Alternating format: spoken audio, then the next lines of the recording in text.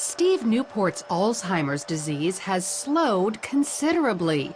Some of his symptoms even reversed, thanks to an unlikely treatment prescribed by his wife, Dr. Mary Newport, a physician who runs a neonatology ward at a Tampa, Florida hospital. She became determined to help her husband after he failed the so-called Alzheimer's clock test. He drew a few little circles and several numbers, just in a very random pattern. Didn't really look anything like a clock. And the doctor pulled me aside and she said, you know, he's actually on the verge of severe Alzheimer's at this point. He's beyond moderate. So that was very, very devastating news. Dr. Newport began learning everything she could about her husband's disease. It appears to be a type of diabetes of the brain. And it's a process that starts happening at least 10 or 20 years before you start having symptoms. And it's very similar to type 1 or type 2 diabetes in that you develop a problem with insulin. In this case, insulin problems prevent brain cells from accepting glucose, their primary fuel. Without it, the cells eventually die. But there is an alternative fuel, ketones, which the cells easily accept. Ketones are metabolized in the liver after you eat medium-chain triglycerides, which are found in coconut oil. So Dr. Newport added coconut oil to Steve's diet. Just 2 weeks later, he took the clock test again, and as you can see, demonstrated stunning improvement. I thought at the time, was it just good luck? Was it a lot of prayer? Was it the coconut oil? And I thought, well, we're going to keep the coconut oil going. Then 3 weeks later, he took the clock test a third time and continued to get better. And it wasn't just intellectually, he also improved emotionally and physically. He was not able to run. He was able to run again. He couldn't read for about a year and a half. But after somewhere around 2 or 3 months, he was able to read. Instead of being very sluggish, not talking very much in the morning, he would come out, you know, with energy and talkative and joking, and he could find his water and his utensils.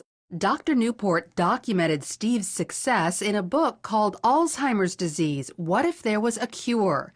She received this stack of thank you letters from other people whose loved ones' Alzheimer's was helped after they followed Steve's diet.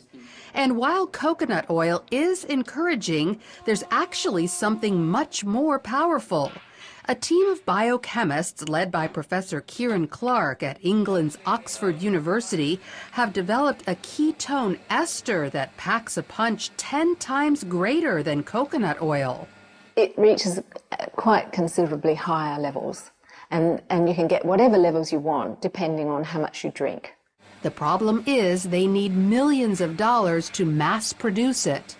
Very expensive, and so we can't make very much of it ourselves. And what we would like is funding so that we could actually scale up and make it. But of course, there's no real profit in manufacturing stuff like that.